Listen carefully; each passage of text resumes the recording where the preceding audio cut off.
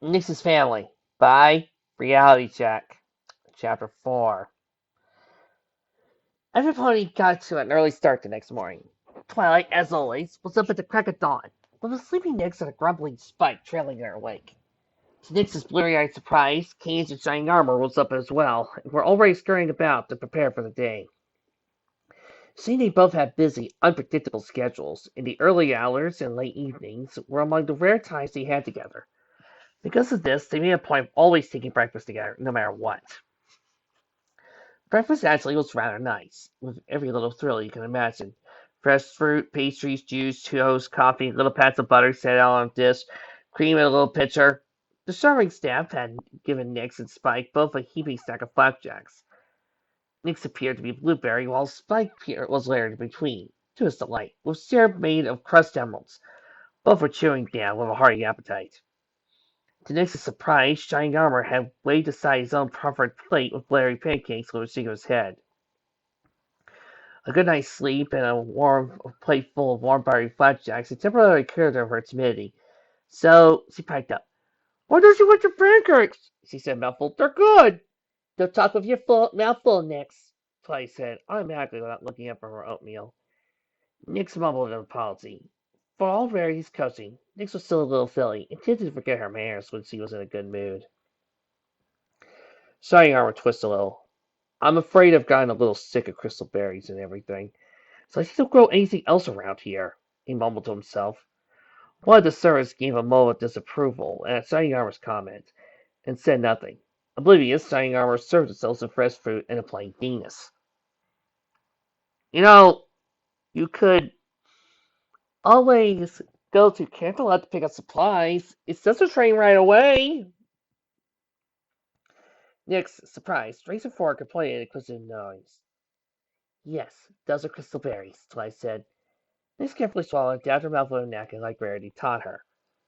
"They taste like blueberries," she said. She paused to lift her lips silently. "Well, almost like blueberries, but tingly, like you could taste the sparkles." She looked closer at pancakes. Not to see what was looking, she noticed that the berries studded in each flapjack were twinkling a little bit in the light. "Wow, even the food sparkles here." "That's the Crystal Empire for you," Keynes chuckled. Nick stopped for a moment. Aunt Keynes was smiling at Lace. She seemed a lot friendlier than she had last night. Maybe she kept talking. Randy called it friendly chatter. She said it was most important to make people feel at ease. "Always pick a nice, safe, neutral topic," the fashionista told her. And there were a few questions Nyx had that had been bubbling up in her brain since the entire train ride to the Crystal Empire. "Auntie Cadence?" "Yes." "How do you keep the dragons away?" This question was so odd it made everyone sit down to their utensils and look down. "What do you mean?" Cadence asked, puzzled. Nyx hesitated. They were a little self-conscious at their reaction. Obviously, it's not a nice casual topic, was everyone here thought was a nice casual topic were two different things. She decided to force on ahead. "I mean, dragons eat gems, right?" Keith nodded. "Well, everything here is made of sparkly crystals. If a dragon saw it, he'd be chopping up everything in sight." It seemed a fair enough question, and a nice safe topic. Well, safe as anything could get that had to do with dragons. "Not all crystals are gems, Nix," Twilight said. "I'm not sure a dragon would find just any old crystal to be appetizing. Or would they?" So he silently wondered and looked at Spike. Spike saw her glance and interpreted. He made a so-so muscle with his hand. "Kinda, sorta," he said. "Most of it just don't taste real good." "But how would a dragon know?" Nix insisted, caught up in the topic. "Like, suppose there was a dragon flying over the Crystal Empire." She held up her fork in one hoof and held it over her plate, miming a dragon flying over the countryside. "Flap, flap, flap, flap. Rawr, boy, I'm hungry," she said, making her voice low and growly. "Oh, look down here, lots of scientists to eat. Rawr." The fork dove into the plate, and Nix scooped up a load of pancakes over her mouth. Nom, nom, nom, nom, nom. Shiny snoring, spraying coffee out of his nose. He mopped his face with his handkerchief, huffing and snoring while he composed himself. He mentally scolded himself for falling for the act.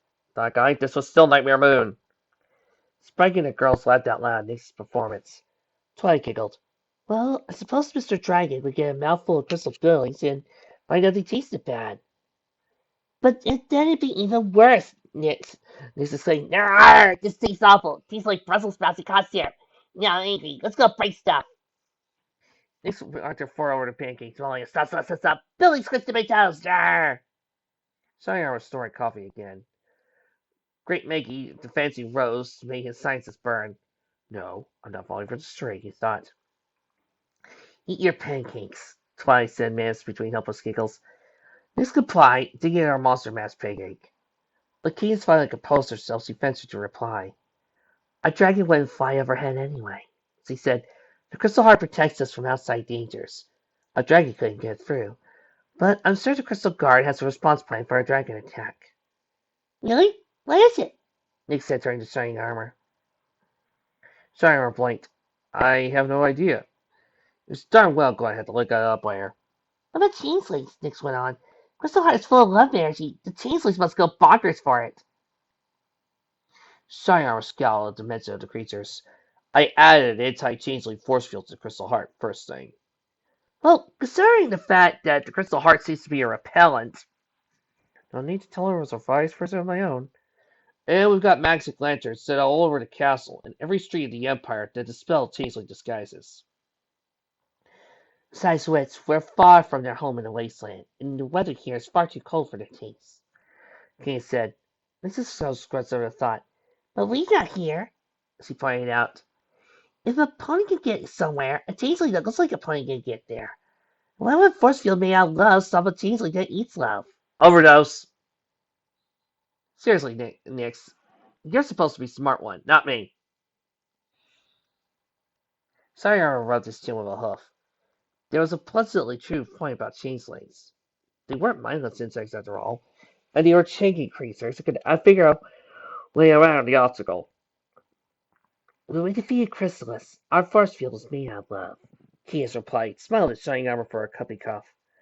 Shining blushed and smiled a bit at the memory. She and her changeling certainly didn't seem to care for it.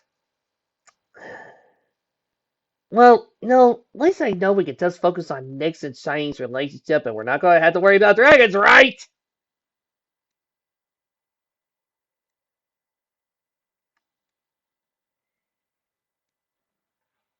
Nyx hunted that. "Must be like being beat in the face with a sandwich," she commented, working another load of pancakes in. Dark the orange juice burned his eyes is even worse after the coffee. "Dark gut, it's Nightmare Moon. Remember, no matter how much she makes you want to bust a gut, it's Nightmare Moon." With a whole other effort and a hastily grabbed napkin, he managed to disguise his reaction as a bout of coughing. Coughing, choking, strangling. "So, what's on the schedule for everyone today?" he managed to get out. "Long list of meetings, as always. There's a group that wants to change the zoning laws. Their argument is that they want ponies to build what they need, not some city official thinks what they should want. City planners, of course, are opposed. Diplomats from several countries that want to negotiate trade agreements. I'm having trouble getting to understand the Crystal Empire stand." "Which is?" Twilight queried.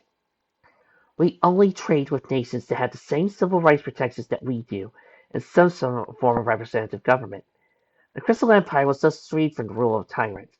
The ponies here have no interest in making another tyrant fed off our trade." King's rather prettily buttered a scone. "Then there's the Royal Treasury, holidays, festivities board. There's a lot more when your country depends on something like the Crystal Fair to keep its greatest protected recharged. Then the Office of Roads and Rails to discuss adding a Zeppelin port. Then to the Parliament to speak to the House of Nobles about all the bills we're trying to get passed or revoked." She sighed regarding her scone. "And basically another day of silliness. Telling every pony, yes, go do like you decided. Telling the ones who complain, no, you can't do that." She took a bite of her scone and chewed thoughtfully. "Well, my day almost sounds simple compared to that," Twilight said. "Spike and I are going to head to the Crystal Empire Library and see what sort of progress we've already made." "And that's the end of my vacation," Spike said, resting his chin on his hand. "What about you, Shining Armor? You gonna be doing all those meetings at Cadence?" Shining coughed darkly. No, Crystal Empire law. Royal Consort doesn't have any say in such matters. And, in fact, it's a breach of etiquette for them to attend." "Oh," Twilight said awkwardly. "Ouch," Spike muttered. "What I'm going to be doing," Sayonara said, hastily moving on, "is doing a round of interviews for promotions within the ranks of the Guard. as well as talking with several ponies about my replacement. Saigon returned his attention back to his plate. But all of that is in the afternoon. So I'll probably be spending the morning going over guard paperwork or something. It's about setting a thin line. Well then, that's good. I said, you and Nix can spend some time together. Get to know each other better. Nix and Shiny shot each other horrified looks neither was able to suppress. They both looked about as enthused with the idea as a trip to the dentist. Wait, what?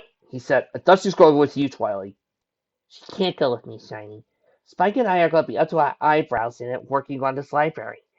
And they're going to be renovating everything. I'm going to be in meetings or running around helping sort their archives or raise their new cataloging system. There'll be no space for her. Nothing for her to do. She looked him in the eye. Besides, I did bring her all the way to the Crystal Empire to spend her time watching me stack books.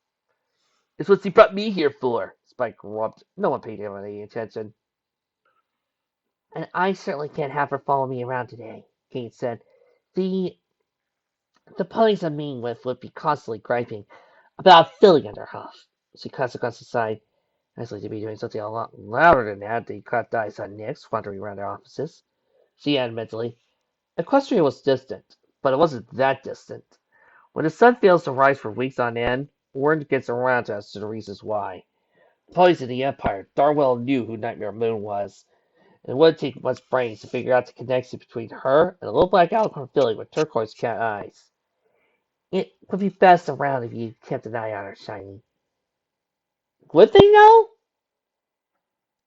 Technically, Nightmare Moon wasn't there 1,000 years ago. And all they would know, and unless Nyx made a quick visit to the Crystal Empire, I can't see them actually seeing Nyx face to face. Sayarma started to protest that he was going to be at least a little busy himself. Perhaps one of the servants could take Nyx on a tour of the city or something. Then he realized what he was about to say. It was about to voice Nightmare Moon off on some maid or butler for safekeeping. Quickly decided that the absolute last thing he wanted to do was let the former mayor of the moon out of his sight in the middle of the Crystal Empire for even a minute. Nick saw Shining Armor's face go from reluctant to pensive to calculating. As he felt exuberance deflate like an untied powder balloon.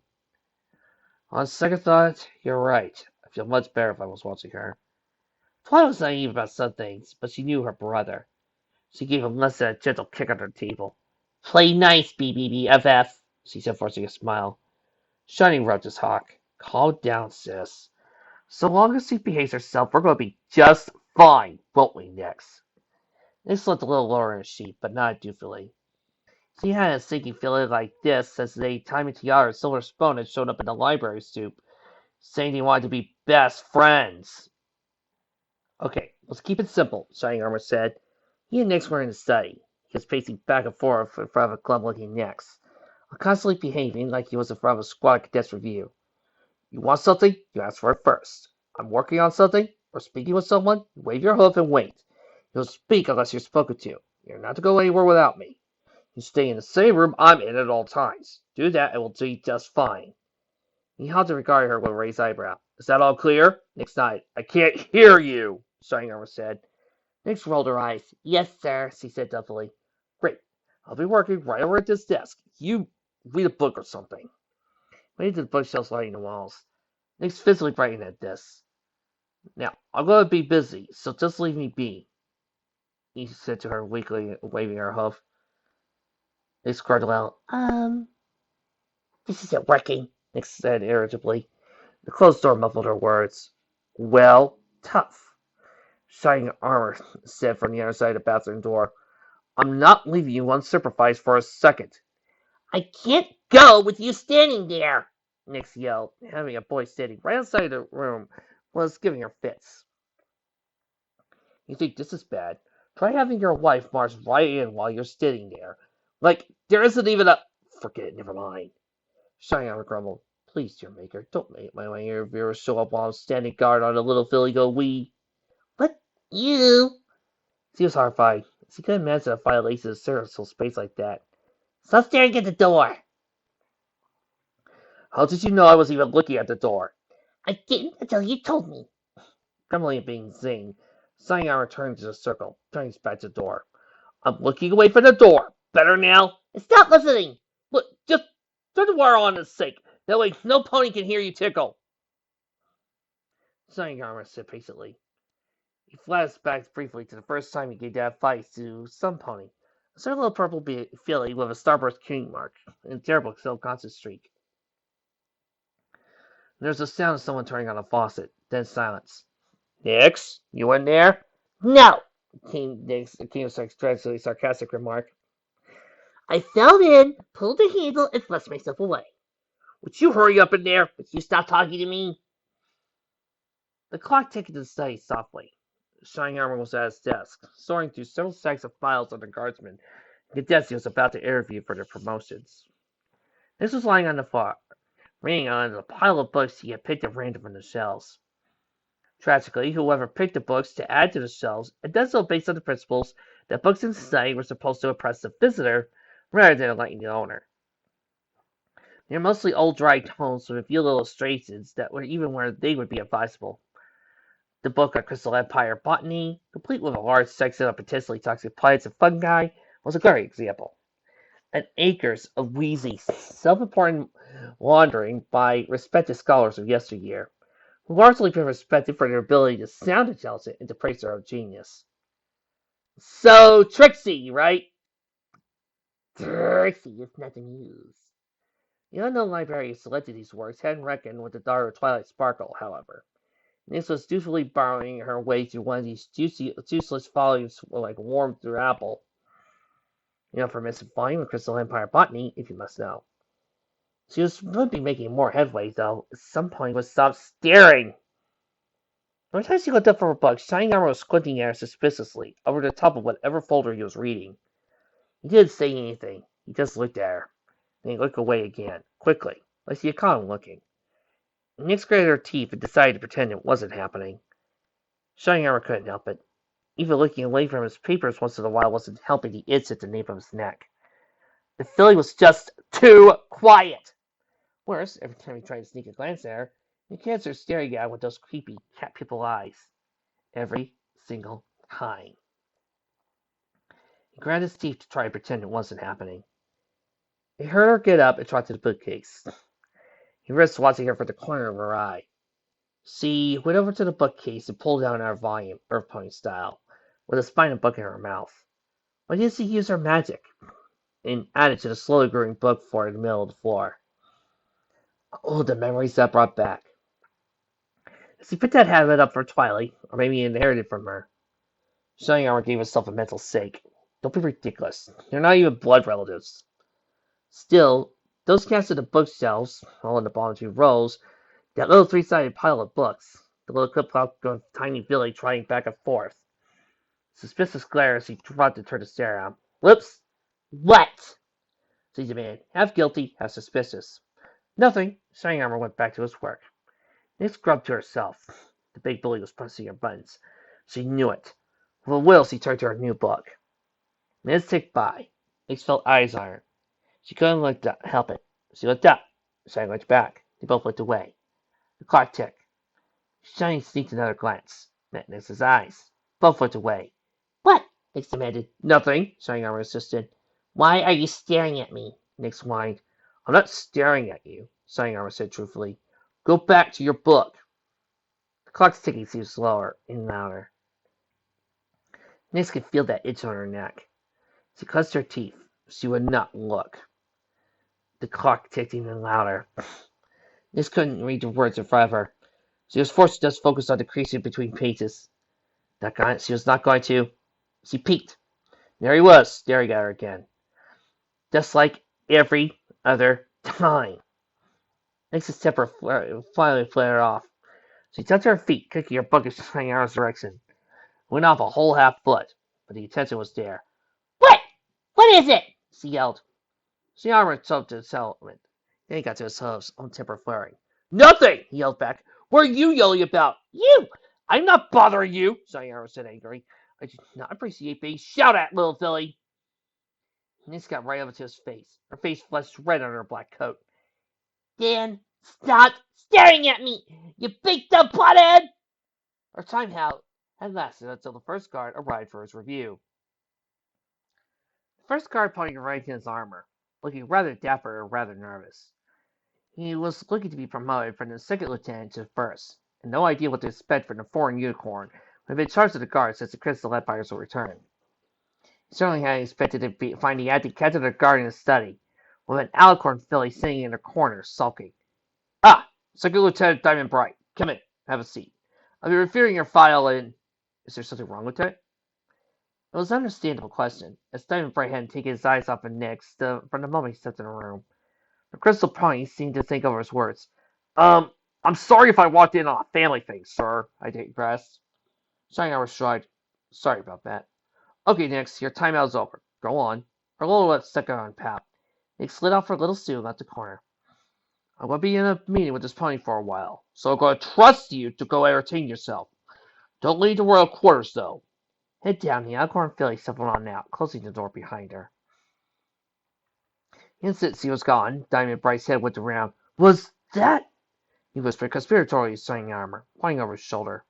Curiosity piqued, Shining Armor said, Was that who, Lieutenant? Diamond Bright gulped. Nightmare Moon, he corrected himself. Or the filly who used to be Nightmare Moon. You recognized her?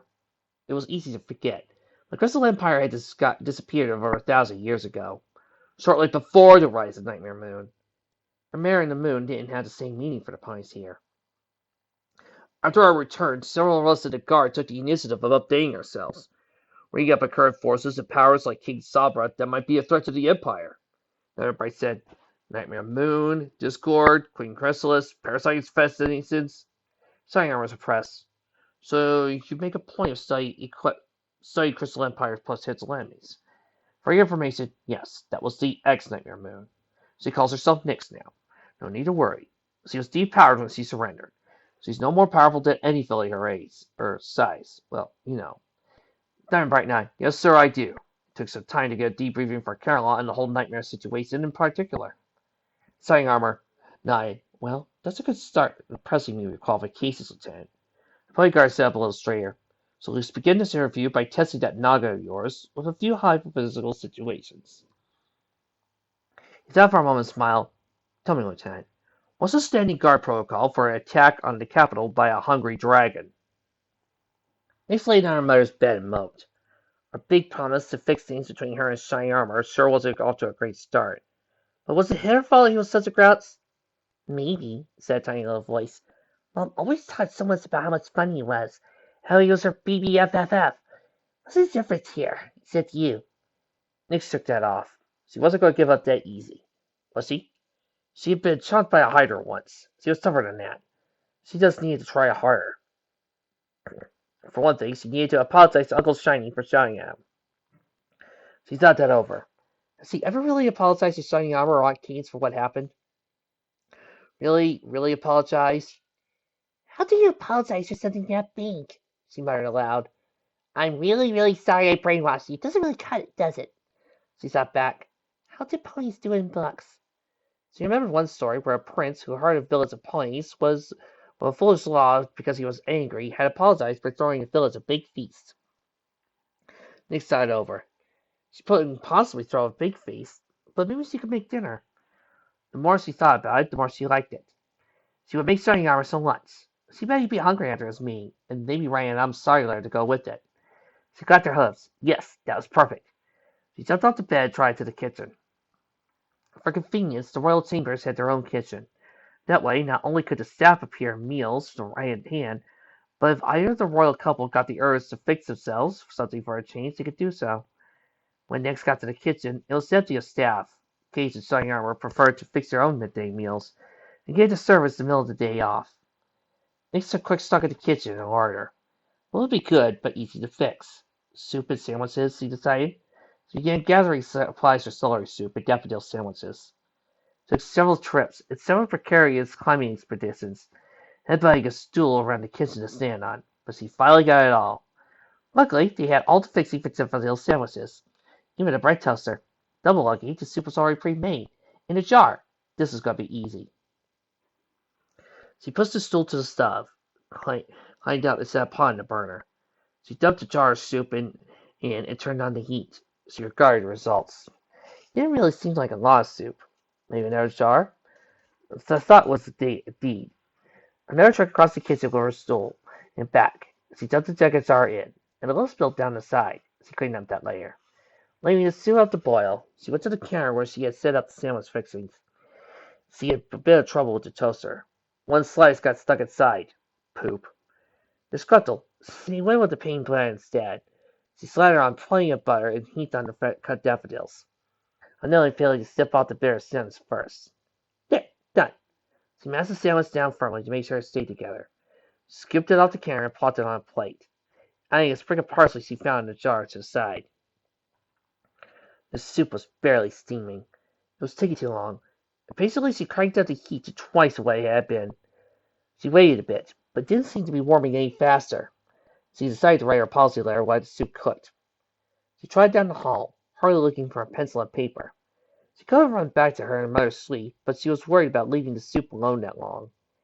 With a moment's hesitation, she tucked into the shining armor in Aunt Candace's room. First impression was, "Well, swanky." The royal bedchambers were dominated by an enormous four-poster bed, with a canopy full of ruffles and ribbons and beautiful silk spread. Laid out across the bed were a gorgeous background in pink and what looked to be shining armor's full dress uniform. To Nix's delight, there was an inkwell and quills standing on a tray on the nightstand. She tried in, bit the tray up to her mouth, and turned to go back to the kitchen. Then it was what everyone in the Ponyfield called Curse of the Crusaders struck. Individually, there was no denying the ever-growing membership of the Human Crusaders were smart, clever, gifted, and precocious cult civilians.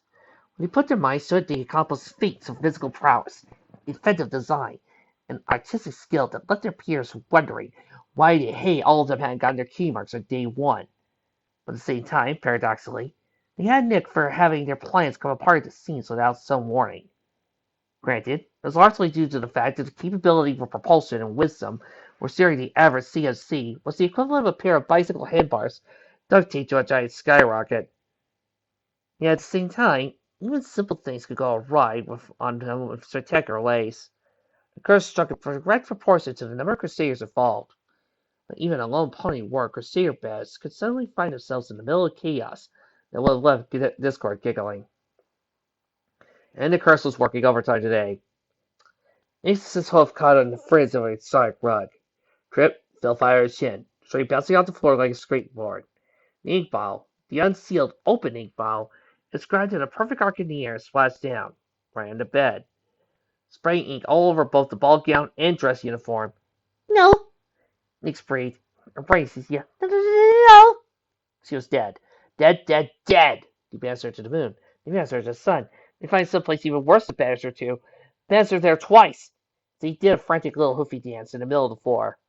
After a few seconds of frantic, hysterical set of panic, a thought floated to the surface of her frozen brain, like the words in the window of the 8-ball. "You have to get those clean before the ink dries." "The laundry room," Nix whispered, seizing both the suit and dress in her mouth, ignoring the taste of ink, and dragged it down the hall to the laundry room. The laundry room had been put in for the same reason as the kitchen, convenience of the servants. It was mercifully modern, with several extra-large, magically powered industrial capacity washers and dryers graced the walls, as well as equipment for pressing and dry cleaning. Nix ran to the first washer and crammed the dress in as fast as her host could. With a second thought, she crammed in the fancy uniform into the second. She dashed around, looking for soap. There was an enormous box labeled detergent. She opened it. She stared. Instead of powder flakes, the box was full of these little pods. At least probably one with one hoof. They were faintly squishy and about the size of a marshmallow. What were they? She tipped up the box and read the label aloud. "Crystal Brand Detergent Pod Laundry Soap. One pod to a low gets everything sparkling clean." She gave the pods a skeptical look. They were apparently soap, but one to a whole load of laundry? No way! She didn't trust that to be enough. Not by a long shot. This was an emergency. She emptied half the box into the washer and dumped the rest into the other. She slid the lids closed, cranked the knobs over to heavy duty. That was for heavy duty messages, right? Of course. And hit start. Thank goodness all the buttons were labeled. Phew, that was close.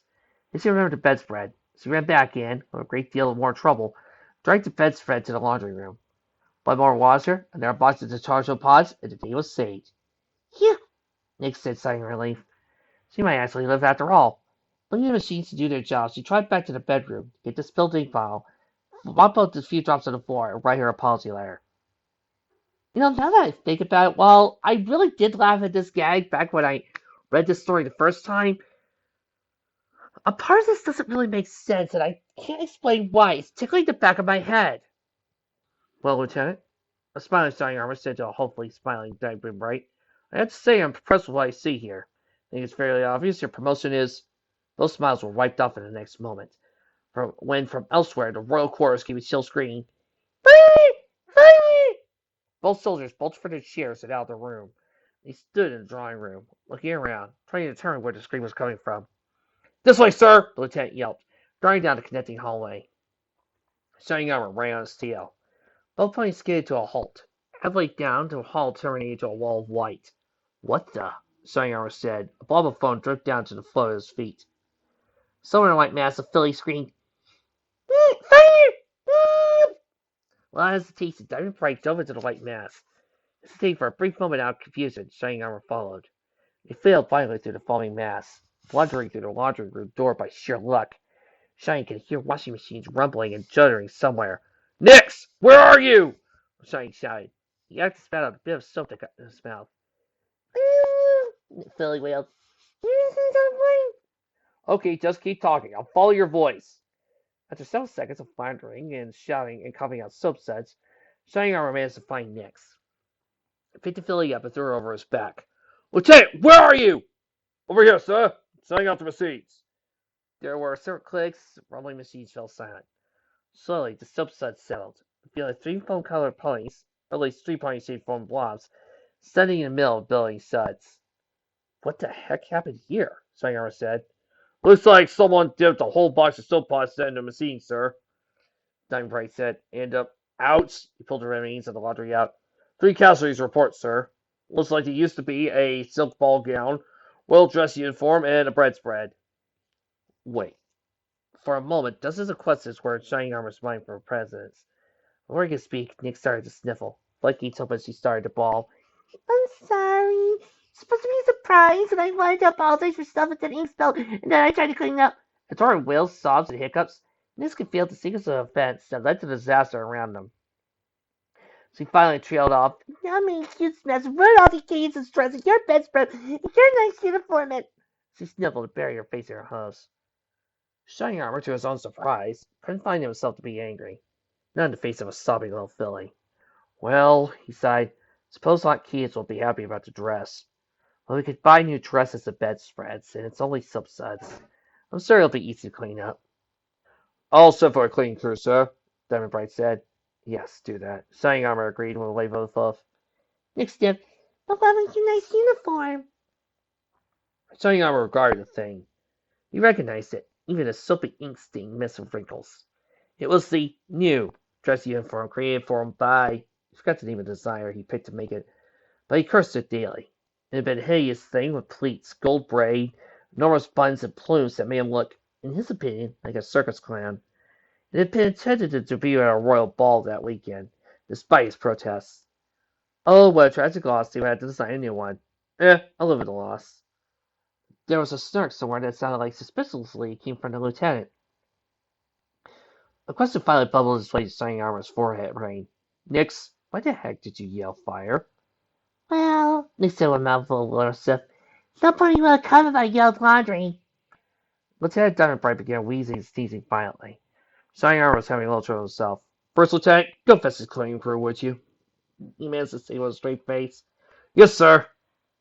Diamond Bright saluted. Then double take and grinned. Really, sir? You earned it. Shining Armor said, I like the fact you think on your hooves, and congratulations. Diamond Bright grinned. The second all three of them smelled smoke. Miss Gas. Zip! She jumped off her uncle's back and galloped over the kitchen, leaving a furrow in the foam. A moment later, her shriek came from the kitchen. Ah! Fire! Bring me this time! Both soldiers ran to the rescue. Again. I hate it when a fic I don't like gives me a chapter I do like.